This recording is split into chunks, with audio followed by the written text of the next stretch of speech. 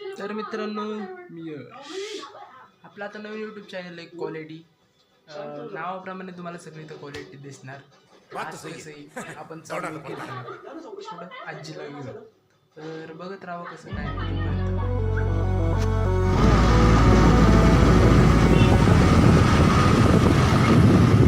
आपण सप्तपाशी पोहोचलोय मला सप्त दाखवतो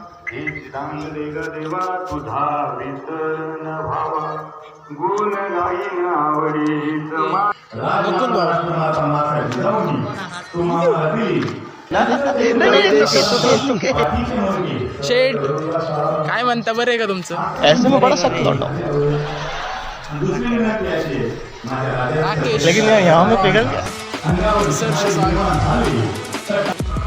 मित्रांनो चाललोय आपण इकडं चालत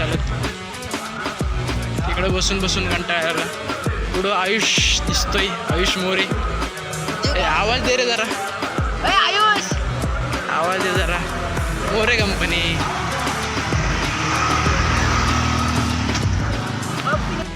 आयुष मोरे कंपनी येस भाऊ काय चाललंय मग पुढे बाकी तर मित्रांनो थोड्या वेळ आपण कीर्तन ऐकू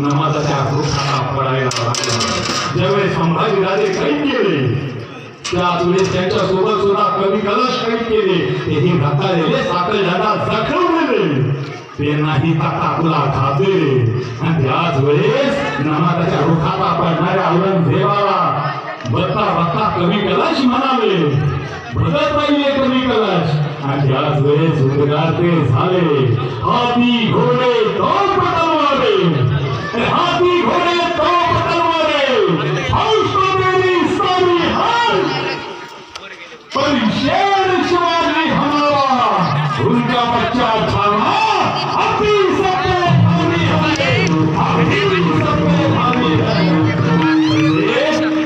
संभाजी राजे बोलते झाले वो संभाजी राजे बोलते झाले बहुत कवि सुनाओ हमें कुछ पंक्तियां ऐसे मौसम पर बदल थाइले कभी कलश गाते थाले अरे काय राजवाई मृत्यूच्या दरबारात भय न भीती निडर राजवा कैसा है राजन सुनना चाहते हो तो सुनो बताओ कवि सुनाओ हमें कविता सुनाओ राजन सुनो यहाँ रावण की सभा शंख भंग बजरंग लहू लसत सिंदूर सभा खूब खेला आखे झुका संभा आमचे डोळे बंद नाही होणार संतापलेला चौकालेला वैतागलेला आमचं औरंगजेब बोलता था इसकी आंखें जलाती है हमें बहुत जला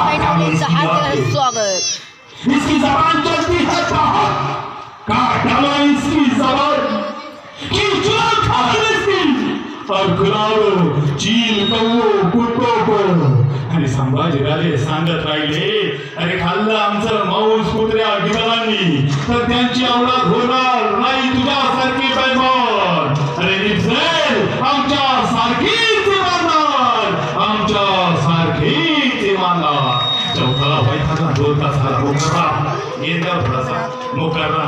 मुकर्रा लेके जाओ इस काफिर को हमारे सामने से इस ऐसी दर्दनाक मौत को ब्लॉग मध्ये ऐड करायचं आने वाली पूरी सारी कायनात पूरी सल्तनत इसका स्वराज याद रखना चाहिए उनकी तामीर की जाए हम इसकी चीखें सुनना चाहते हैं रहम के लफ्ज मांगना चाहिए ये काफन लेके जाओ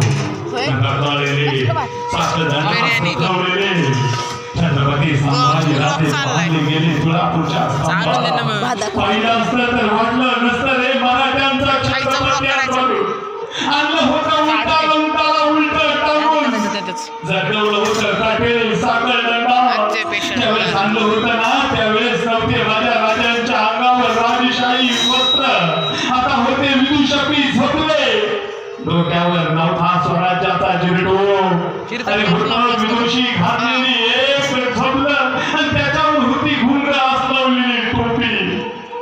संभाजी राजांना उलट टांगून निघाली होती भरपूर भिंग वाजत गाजत. त्यानं 9 वर्ष तलवारीवर मरण पेलून ठरलं. तो संभाजी राजा दिसतो कसा.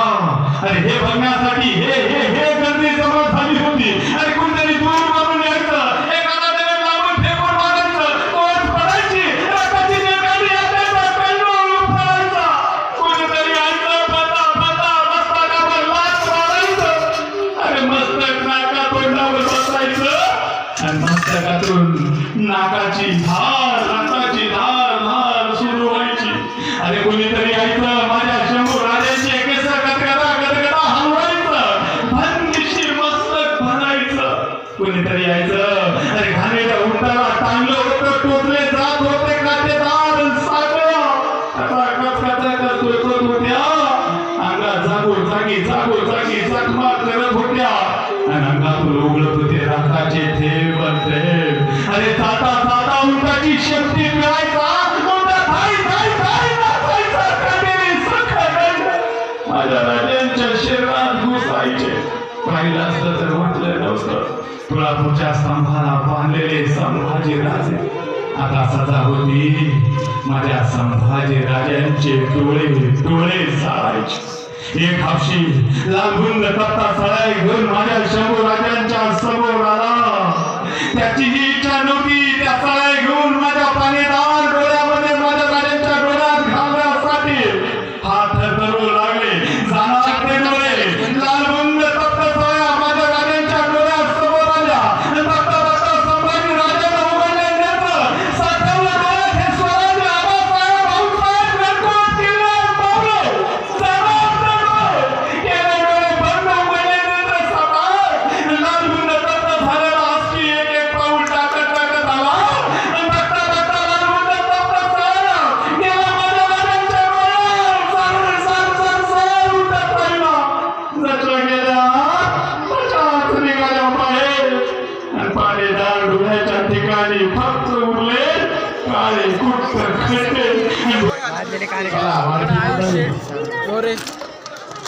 नमस्कार पंक्तीमध्ये आपण आदित्य भाऊ लवकर सर्व पदार्थ वाढायचे. मागं पडणार. आता सप्ताह पण संपला सध्या. कीर्तन वगैरे चांगलं होतं, महाराजांचं कीर्तन होतं, संभाजी महाराजांचं कीर्तन होतं. सांगितलं असं तसं चांगलं कीर्तन होतं. संपला सप्ताह. चला